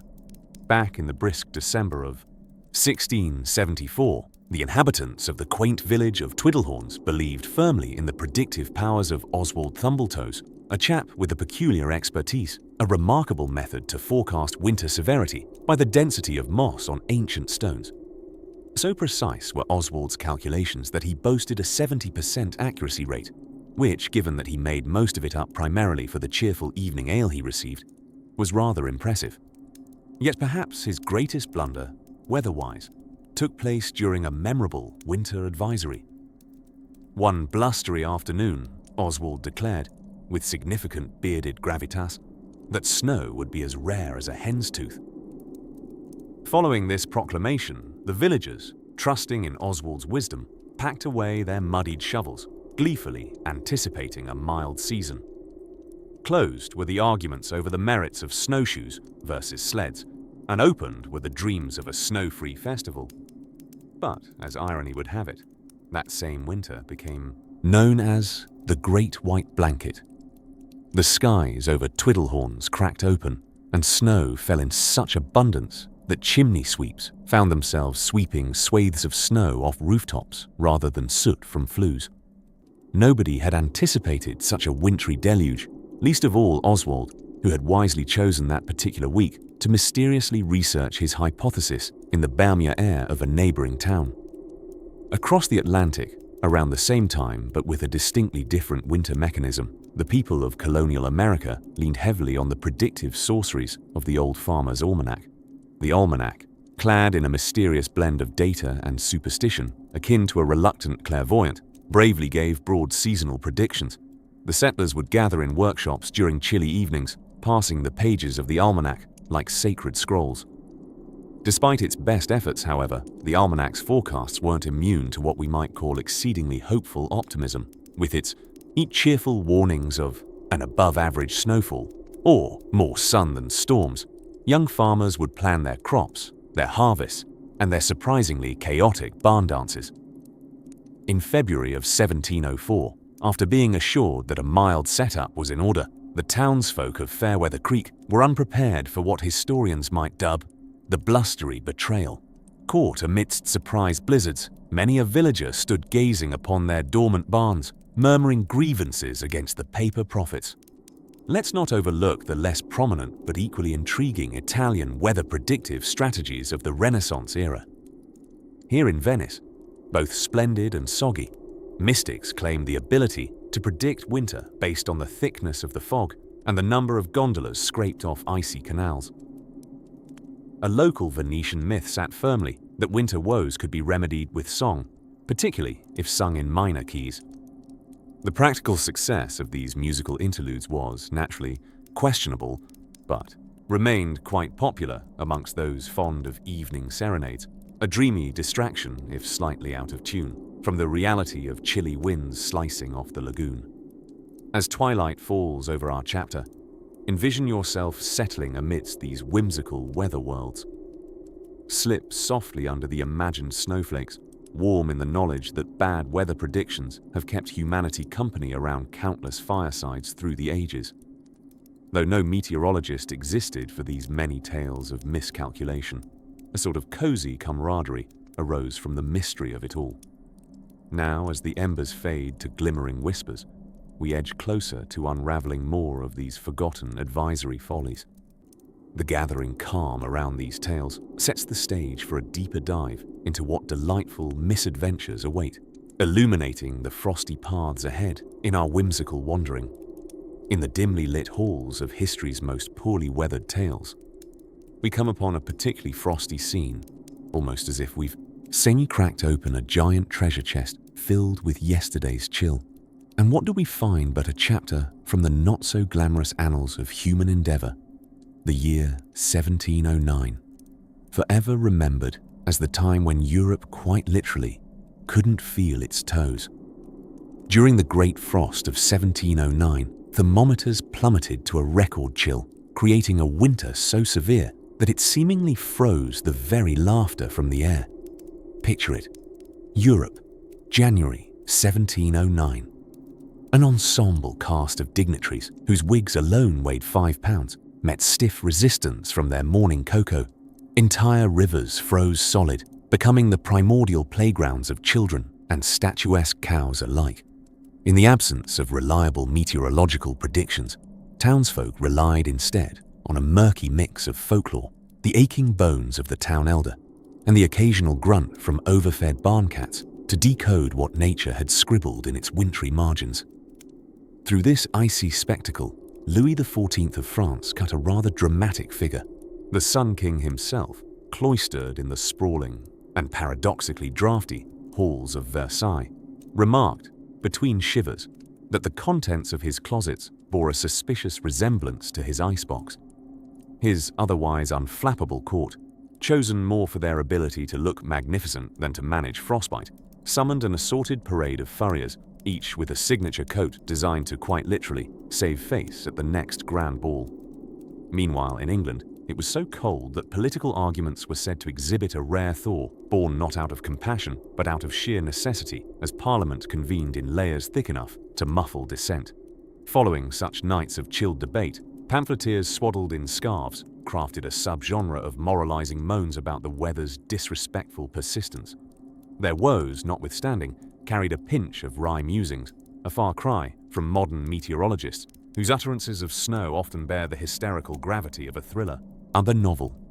Across the channel and into the water closet, if you will pardon the candor, one would find that plumbing technology had decided to take that winter off entirely. Frozen pipes became street philosophers, spontaneously inspiring neighbors to embrace togetherness, or, at the very least, a shared fire.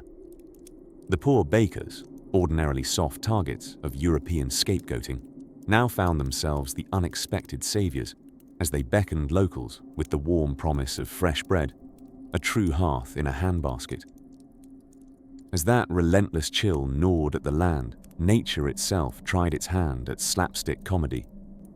Fish had become theatrical props, miraculously frozen mid-leap in canals turned skating rinks. Trees cracked audibly in the dead of night, giving rise to legends of fairies stamping through the forests. Flocks of birds, understandably, opted for expedited vacations, leaving behind skybound prisons that played host only to wheeling winds and the occasional befuddled owl. Yet, as with any performance, this great freeze, too, had its exit strategy. Spring eventually toddled back onto the stage, scattering crocuses and turning rivers back into flowing lifelines. Europeans slowly shrugged off their layers as if each discarded garment were its own paean to perseverance. The sky took on the gentle blush of morning hope, whispering to the sleepy world that despite winter's grandstanding, change was a constant actor in life's repertoire. Amidst renewed warmth, what tales remain are those that dance upon history's breezy laugh lines, a heartening reminder that even the most fervent freeze is temporary. Like the flickering hearth that warms old stones, the optimism of such memories echoes through time, soothing the soul as it glides gently towards another story destined to join these quietly intersecting worlds of ice and wonder. As we too glide onward in our dreamy voyage, the pages yet to turn promise further meanderings into warmth, laughter, and reassurance that, while the chill may return, it is nothing a hot cup of tea and a snug blanket of imagination can't remedy.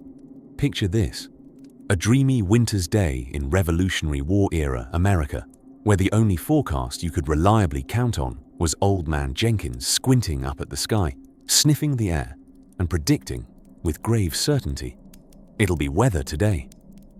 In those days, townsfolk didn't have the luxury of tuning into a weather app for a timely update about impending blizzards threatening to blanket their humble homes.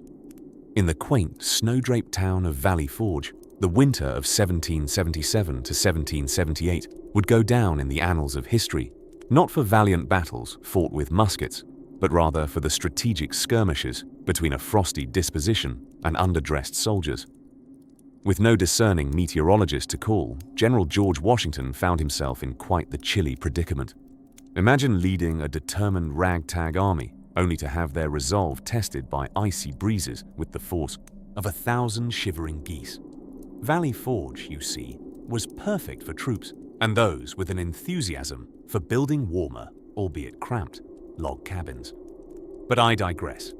Let us return to the spectacle of a commander forced to improvise winter quarters. Historians like to say the soldiers heroically survived, crafting humble abodes out of wooden sticks and hope. But the truth is, Washington's ability to hold morale together could rival any modern motivational speaker, bringing even your average millennial to tears with heartfelt monologues on unity and perseverance. As powdered sugar-like snowflakes gently carpeted the valley, talk amongst the soldiers turned from dreams of tactical victories to fantasies of a peculiar phenomenon: homemade weather advisories.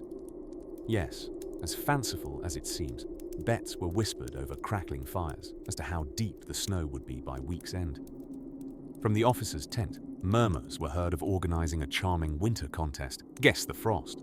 On quieter nights, when the winds didn't howl but merely sighed through the skeletal trees, soldiers gathered in clusters, wagering on whether today's snow would linger until spring or evaporate with a capricious sunbeam by February's notorious hit-or-miss mood. This was less meteorology and more miracle-making, transforming anxious soldiers into dream spinners, using clouds as their canvas and breezes as brushes. Every so often, a daring soul among them would announce an impending thaw with great dramatics, much to the bemusement and secretly redirected hopes of his comrades.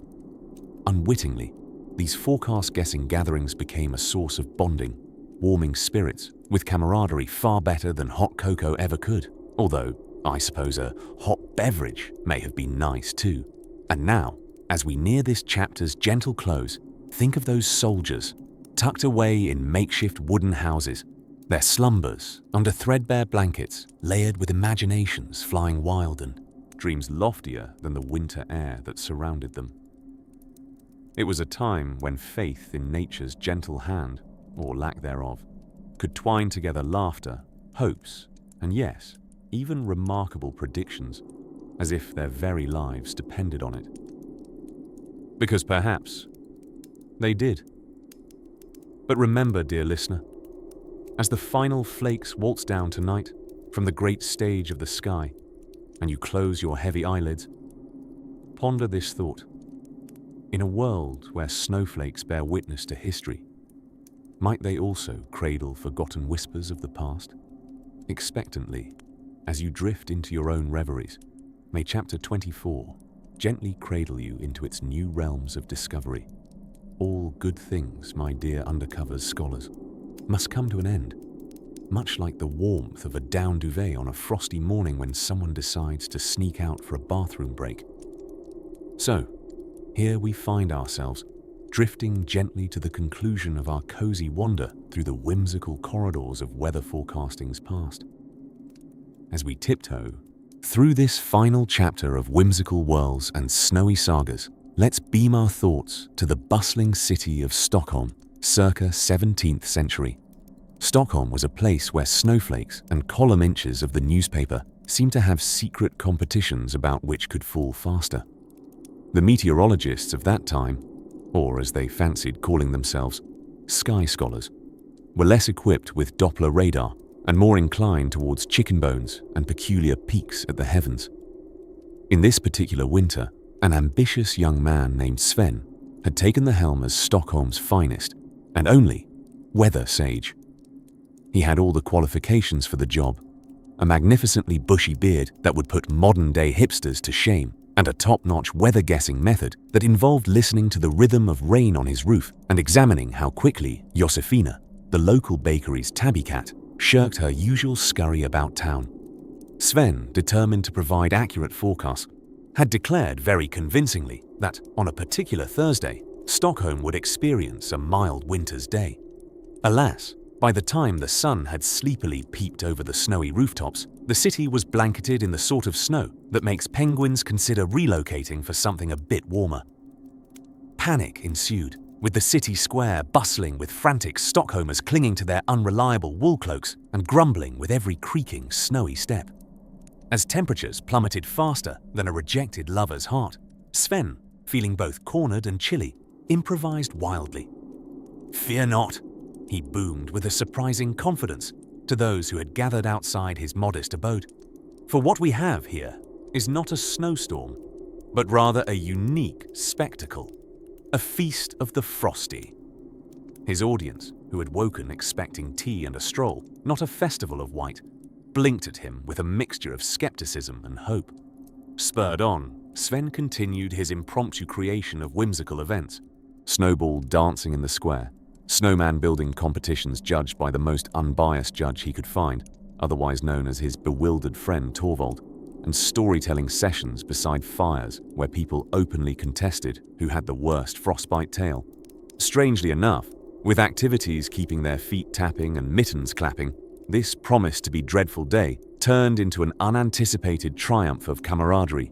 Even Josefina the tabby, who had wisely taken to perching by the bakery's large oven, did her part by allowing herself to be crowned the festival queen, complete with a crown artfully crafted from icing sugar. Indeed, the impromptu winter revelry cultured its own kind of warmth and became legendary among the stoic citizens. People recalled the day's events for generations with mirth and affection, and Sven, with a peculiar twinkle in his eyes, was heralded as more than just a weatherman who'd made an atmospheric calculation error. He was celebrated as a maestro of merriment, bringing wonder to the woe of wintry mishaps. As you feel the pull of gentle slumber, easing you into a realm where thoughts are soft and dreams are fuzzy, imagine the echoes of laughter and snow crunching beneath feet. Imagine those early forecasters who dared to dream deeply of taming the wild skies without the benefit of reliable thermometers or radar frequencies. These stories from lands far and wide remind us that even amidst missteps and misjudgments, there exist moments of unanticipated joy, moments that pave the way for today's forecasters, who perhaps still, in their heart of hearts, lay a hopeful bet on a cat's intuition come storm or snow. Now, snugly and content, let your dreams whisk you away to frosty festivities and delightful embraces of past and present. Sleep well, dear listener, and dream sweetly of brilliant blunders, the crisp bite of winter air, and the odd cat queen of a snowy revel.